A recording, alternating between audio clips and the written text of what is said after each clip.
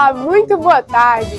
Está começando mais uma edição do Vozes do Cariri, esse programa cultural feito por estudantes do curso de jornalismo da UFCA. Eu me chamo Beatriz Vieira e hoje, diretamente da antiga estação ferroviária de Barbalha, nós vamos dar uma volta no tempo e fazer um passeio pelas estações do Cariri. Mas antes, você sabia que em 1873 foi inaugurada a primeira ferrovia do estado? Pois é, conhecida como Estrada de Ferro de Baturité, essa ferrovia foi responsável por ligar a capital Fortaleza até a região do Cariri. A primeira ferrovia da região foi inaugurada lá em 1920, na cidade de Aurora. De lá, os trilhos se prolongavam até a cidade de Crato, estágio final da linha sul do estado. Em meados de novembro de 1989, os trens ainda percorriam a linha sul com passageiros, mas as atividades pararam. Nossa equipe pesquisou a fundo sobre as estações do Cariri e vamos te contar cada detalhe dessa história. Fica com a gente que o Vozes do Cariri já está no ar.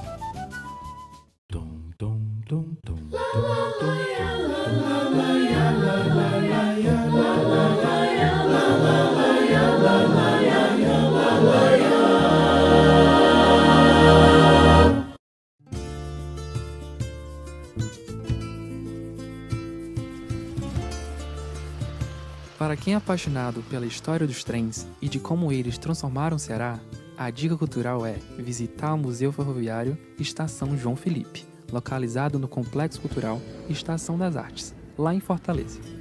É lá que fica a exposição intitulada Nos Trilhos do Tempo, Histórias da Ferrovia do Ceará, com a curadoria assinada por André Scarlazari e Marcos Braga.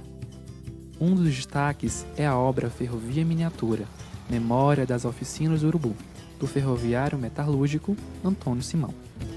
O acervo da exposição é feito com peças antigas dos trens e mapas interativos que mostram como a linha sul, que sai de Fortaleza, percorre todo o estado e chega até o Cariri.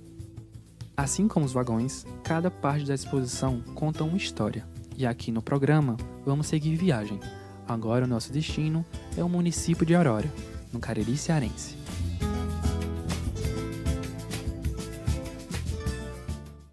Olá, eu me chamo Yasmin Ariadne e é aqui de Aurora que vamos iniciar a nossa viagem pelo Cariri.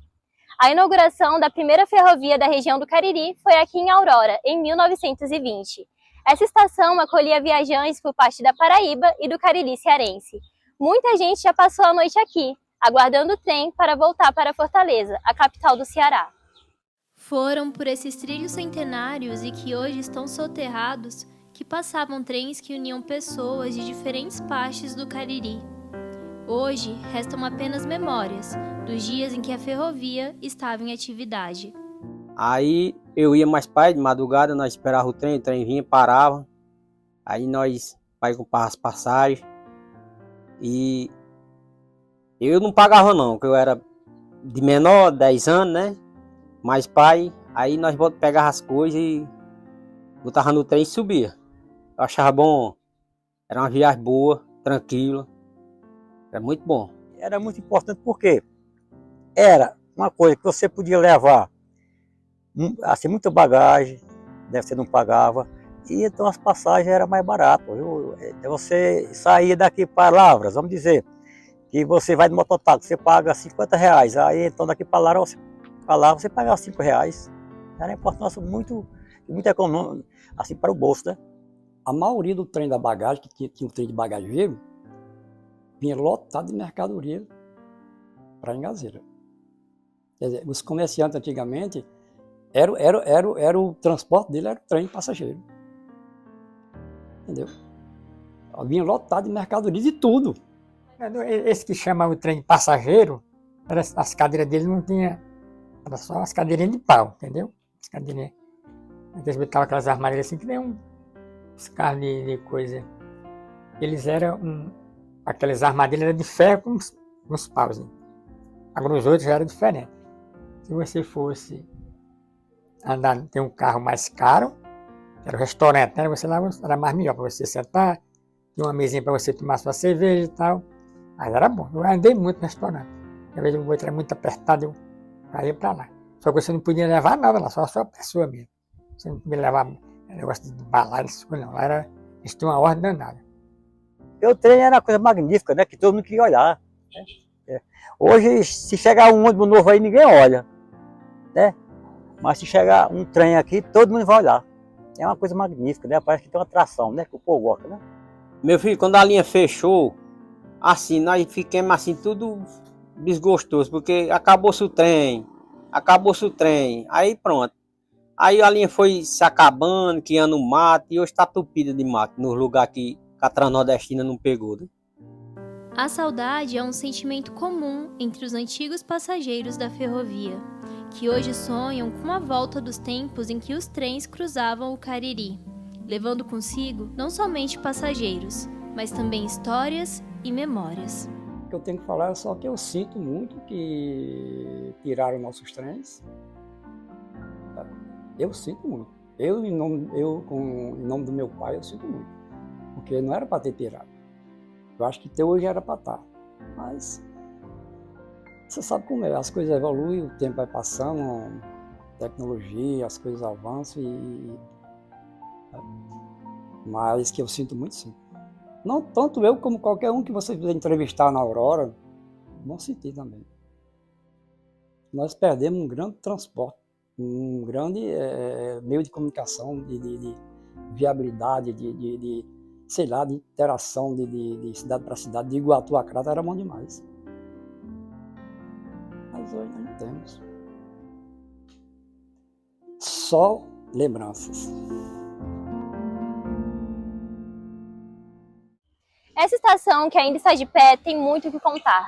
Como pioneira na região do Cariri, a valorização patrimonial é de grande importância.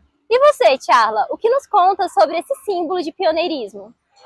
Pois é, Yasmin, preservar o patrimônio de uma cidade é preservar histórias. E por aqui que tanta gente passou, tem muito o que contar. E para falar com a gente sobre o pioneirismo da estação e a valorização patrimonial, convidamos o professor e pesquisador José Cícero, que para marcar os 100 anos da estação, lançou o livro Estação de Aurora, uma saudade que não passa. As estações e o trem em si são repositórios de grandes emoções, de grandes histórias. Assim como o trem, as estações e o patrimônio está abandonado, e a gente corre o risco de perder para sempre esse patrimônio, nós também estamos perdendo de forma acelerada as grandes histórias. As histórias com H, a história com E, os causos, as piadas. Eu diria que a forma escrita é a única forma que a gente consegue se aproximar da eternidade possível. É o livro ainda. Então, o livro foi assim, eu diria que um ponto alto das comemorações alusivas ao centenário da estação de Aurora. A minha primeira leitura com o livro foi de lágrimas nos olhos, literalmente, por conta dessa emoção. A não preservação e o abandono das ferrovias, até hoje tem sido um dos absurdos históricos mais prementes que a gente tem percebido. E aqui no nosso Cariri, que é chamada a linha sul cearense das ferrovias, não é diferente do que acontece no resto do país. E aí o que resta ainda desse patrimônio, que é um patrimônio do povo, contém muito da história. Ali é, como a gente diz, sangue, suor e lágrima aquilo ali. Mas o meu amor ao trem especificamente, isso é uma coisa subjetiva, é por conta de que eu nasci, cresci e adolesci praticamente à margem da linha.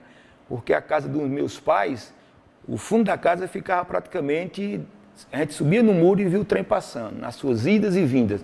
E isso criou uma memória afetiva muito forte. A linha férrea, ela ocupa na memória da gente, nesse amor afetivo, as cordas dos nossos corações, assim, porque o coração acelera, viu, bate muito forte quando a gente relembra, rememora o trem. Então, a linha de trem é algo assim, eu diria que um pedaço do nosso coração. Eu penso isso. A gente vai agora para um rápido intervalo, mas fica por aqui, viu? No próximo bloco a gente vai acompanhar um pouco da história lá da estação da cidade do Crato. Aproveita esse tempinho e já segue a gente no Instagram, @Vozes do Cariri. Até já!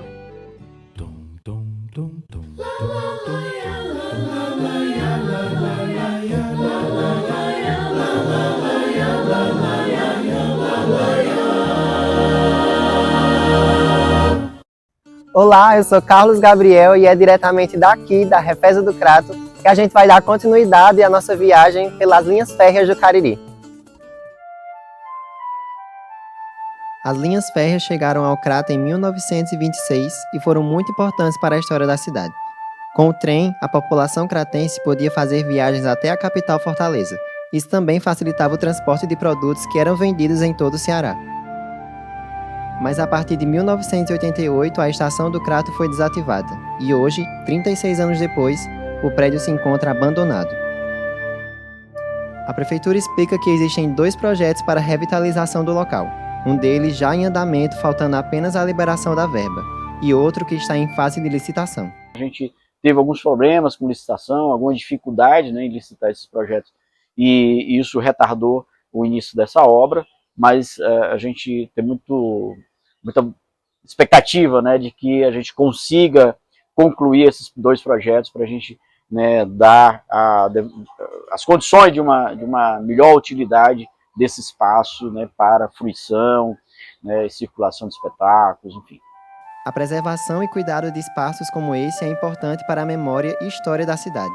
Essa estação é tombada como patrimônio do governo federal e tem salvaguarda do IPHAN. O edifício também integra o acervo de bens patrimoniais da Prefeitura Municipal do Crato.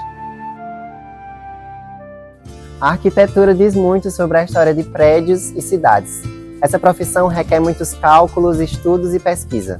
Agora nós vamos conversar com o arquiteto e engenheiro Valdemar Reis, que inclusive já publicou um livro em 2007 chamado Crato, Evolução Urbana e Arquitetura. A gente vai conversar com ele sobre a história daqui, do Crato. É importante a preservação da arquitetura nesse sentido, das pessoas, das novas gerações, elas conhecerem a história da cidade através dos edifícios que contam essa história. Em falar em contar essa história através de edifício, a gente tem a Refesa, que é um prédio histórico e que hoje em dia ele está assim desocupado, né? Como é que é essa história da construção da Refesa? Assim, a gente, para poder falar da Refesa, a gente tem que falar da Rede Ferroviária Cearense, né? Ela iniciou como Estrada de Ferro de Baturité, foi um consórcio de empresários na capital na década de 1870. Em um determinado ponto eles conseguiram chegar até Baturité, eu não me lembro bem as datas, mas assim, foi final do século XIX. Certo? E essa ferrovia foi expandida por reivindicação de vários municípios que precisavam para poder expor a produção local para outros lugares do estado, porque as estradas eram muito ruins. Os acessos às comunicações aqui do sul do Ceará com a capital era ruim, você ia em estradas na beira dos rios e tal, e não tinha uma estrada que ligasse Fortaleza até aqui diretamente, e os trilhos da estação ferroviária, o transporte ferroviário iria facilitar esse escoamento dessa produção agrícola, econômica daqui da região, né? E aí depois, num determinado período, resolveram expandir, o governo federal tomou de conta, né, na época, e resolveram expandir até o Rio São Francisco, do Fortaleza até o Rio São Francisco. Mas depois só conseguiu chegar até aqui no Crato, certo? Foi a última estação da rede ferroviária cearense. De Estrada de Ferro de Baturité, ela passou a ser chamada Rede Ferroviária Cearense, já bem no finalzinho do século XIX, início do século XX. Então, a estação aqui do Crato, ela é tombada a nível estadual. E também acho que tem salvaguarda do IPHAN por esse motivo aí, porque fazia parte do patrimônio ferroviário brasileiro e tem essa proteção. Tá? No caso aqui da Refesa, ela é um prédio muito antigo já, né? E ela tem alguma característica assim que ela guarda até hoje? Tem características arquitetônicas que são preservadas. Ela foi restaurada no início dos anos 2000. Certo? A do Crato é bonita, das arquiteturas mais imponentes, a partir dela não ser tão grande o prédio da estação, propriamente dito, né? Mas o conjunto arquitetônico tombado aqui, você tem o prédio da estação, tem a casa do agente, que é essa, antes da gente chegar aqui na biblioteca, tem aquela casa ali, e tem lá mais na frente, onde tem um auditório, hoje em dia tem um barzinho, lá eram os dormitórios do pessoal que trabalhava nos trens, né? E tem também essa caixa d'água aqui, de ferro, que também é tombada. Porque a maioria desse material que era construído, por exemplo, os trilhos, as pontes de ferro, vinha tudo da Inglaterra. Certo? Então, tinha engenheiros ingleses ajudando na construção, e depois a gente passou a ter engenheiros brasileiros também, desde o início, né? Mas o material, aqui não se produzia muito ferro aqui no Brasil, então trazia de fora para poder construir essas coisas. Então tem esse valor em termos de arquitetura, se você considerar como arquitetura do ferro, as pontes, essas caixas d'água, são coisas que têm importância também por esse ponto aí. O estilo, que a gente pode chamar assim, se é que tem um estilo, ele é eclético, é uma mistura de vários estilos, mas com um toque de modernidade por ela ser construída no início do século XX. É um pouquinho diferente das estações mais antigas, que são mais neoclássicas, como é o caso da de Fortaleza, da de Sobral e tal. Essa tem algumas características meio modernosas, mas continua sendo eclética, que era um estilo que estava predominando no estilo de arquitetura que estava predominando já no finalzinho do século XIX aqui no Brasil. E tem uns traços de arquitetura Art Nouveau também, com aquelas coisas meio cheio nos portões aqui da estação. Tem alguns traços da cultura marajoara, que são alguns desenhos que tem lá na estação, as correntes, as coisas, mas ela é uma arquitetura eclética.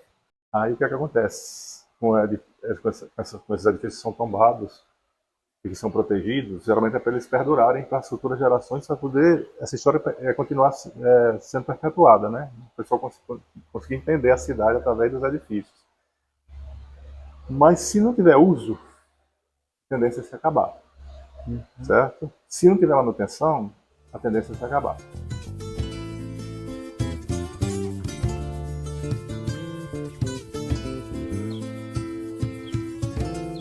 Você conhecia essa parte da história do Crato? A vida é um vai e vem e prédios históricos como esse da Refesa permanecem e devem ser preservados e se adequar às novas realidades. Lá em Juazeiro do Norte existe uma estação que virou café. E é essa história que a gente vai contar no próximo bloco. Então fica aí que a gente vai para um breve intervalo. Enquanto isso, segue a gente no nosso Instagram, @Vozes do Cariri. Até já!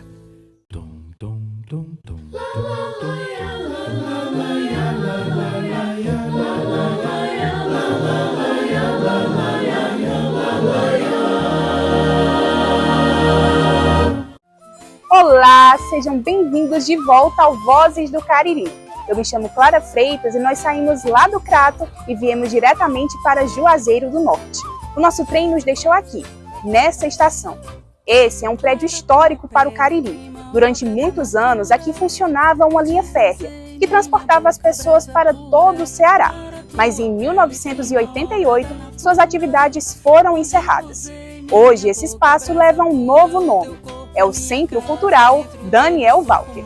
Mas você sabe o porquê desse nome e qual a razão dessa homenagem? A gente vai te contar um pouquinho dessa história.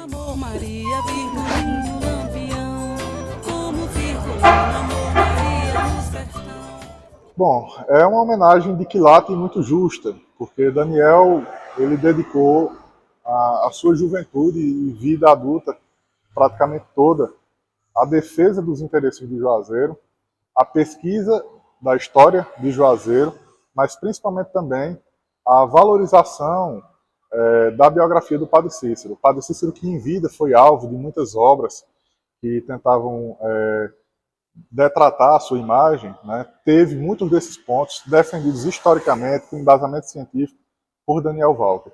Dedicou sua vida toda também ao magistério, né, foi professor na rede estadual, uma conduta, né, que deixou saudades em classes de alunos diversos. Então, diante de todos esses esforços que ele fez em vida, né, uma vida toda dedicada ao estudo da história de Juazeiro e à divulgação dela, nada mais justo do que um equipamento desse porte também homenageá-lo, né, ele que partiu em 2019 de uma forma repentina e que tinha um legado que precisava ser explorado ainda, e nós estamos passo a passo valorizando a biografia dele. Inaugurado aqui na antiga estação ferroviária de Juazeiro do Norte, o Centro Cultural Daniel Walker oferece um espaço para artistas, músicos, xilógrafos e a tantas outras personalidades culturais aqui do nosso Cariri. O nosso salão de exposições é um salão de exposições plural e democrático, né? Então, nós temos uma agenda que ela é dinâmica, com exposições que duram entre 15 e 30 dias. Estamos sempre de braços abertos para receber todo e qualquer artista, toda e qualquer linguagem, para que venha na medida da disponibilidade da nossa agenda, expor seus trabalhos, sediar seus eventos, né, e ter a oportunidade de integrar também a sua trajetória artística à trajetória desse prédio. E se antes as pessoas passavam por aqui apenas a viagem, hoje elas podem passear com calma e aproveitar a paisagem. É que agora nós temos o Café da Estação, um lugar que preserva a memória histórica e gastronômica aqui de Juazeiro do Norte.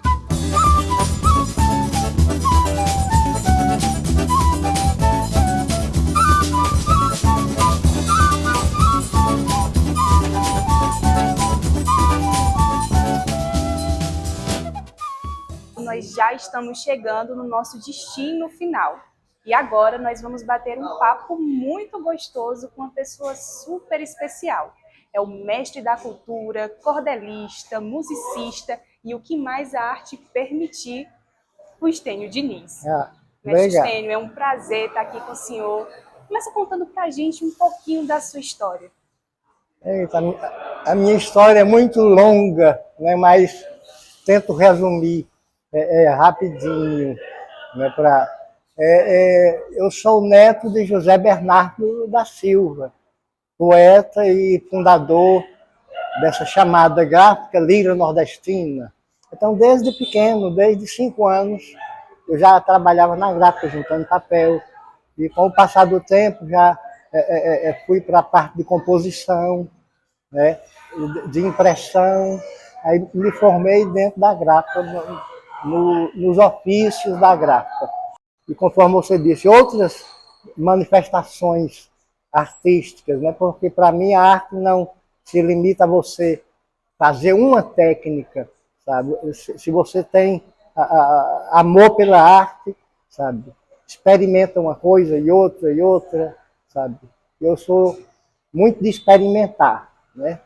Mestre, o senhor falou que já frequentou muito esse espaço, que antigamente não era assim não, né? Conta um pouquinho pra gente dessas memórias. Não, esse espaço aqui já foi ocupado pela AMAR, Associação dos Artistas e Amigos da Arte, né? Teve um tempo que a estação estava abandonada e tinha um antigo presidente que não estava ligando muito para ela, né? Então eu fiz nova eleição, me tornei presidente, limpamos o espaço e nos instalamos aqui. E temos essa realidade interessante, né? Porque estava no abandono. Então, nota 10 pelo feito, né? Só em ter um ambiente de acolhida, limpo e digno de qualquer pessoa, aí já merece aplauso, né? Eu estava contando aqui para o senhor, na hora que a gente ia iniciar a gravação, o trem passou, né? Acho que é um bom sinal, né, mestre? É um bom sinal. Pelo menos tá passando uma coisa viva, sabe? Se passou, tem um condutor, né?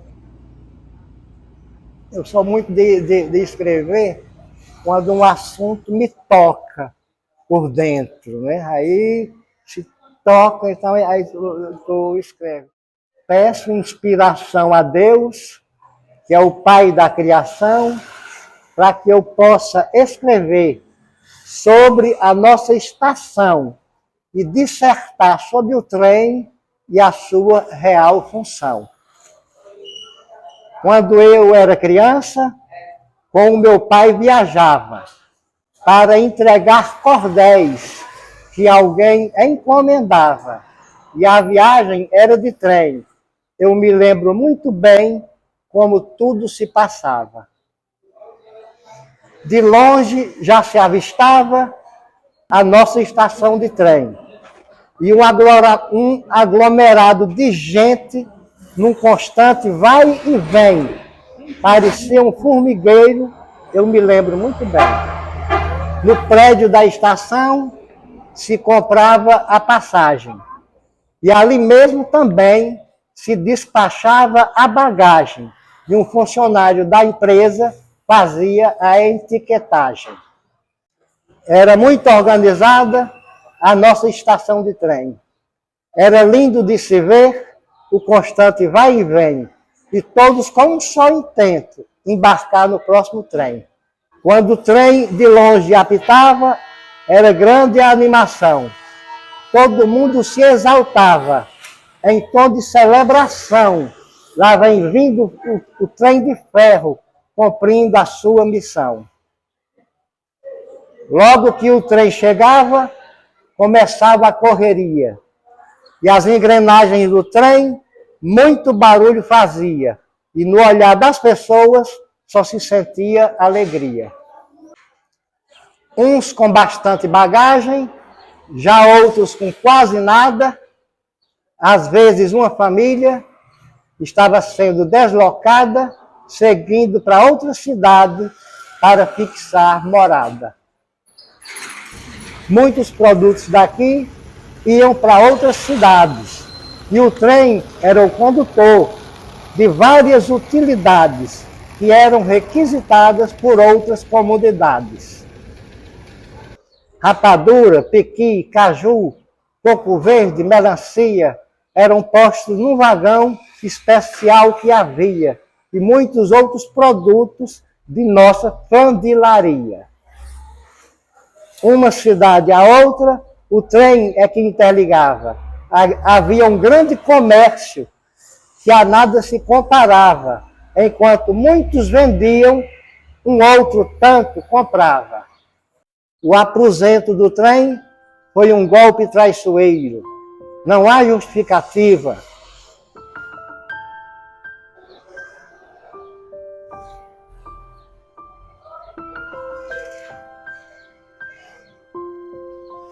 O senhor quer ajuda para ler? O aposento do trem foi um golpe traiçoeiro. Não há justificativa para ato tão bandoleiro. Foi um golpe no Estado, não foi só no Juazeiro. Se o trem de ferro falasse, com certeza ele diria: o que fizeram comigo foi mais do que covardia. Embora feito de ferro, eu dava muita alegria. Meu fim é virar sucata, sem nenhuma serventia. Serei peça de museu, mostrando que eu existia. Serei apenas lembrança para causar nostalgia. E o sonho de tanta gente, aonde é que ele está? Será que o coração humano vai conseguir me explicar de que jeito tanta gente vai conseguir se virar?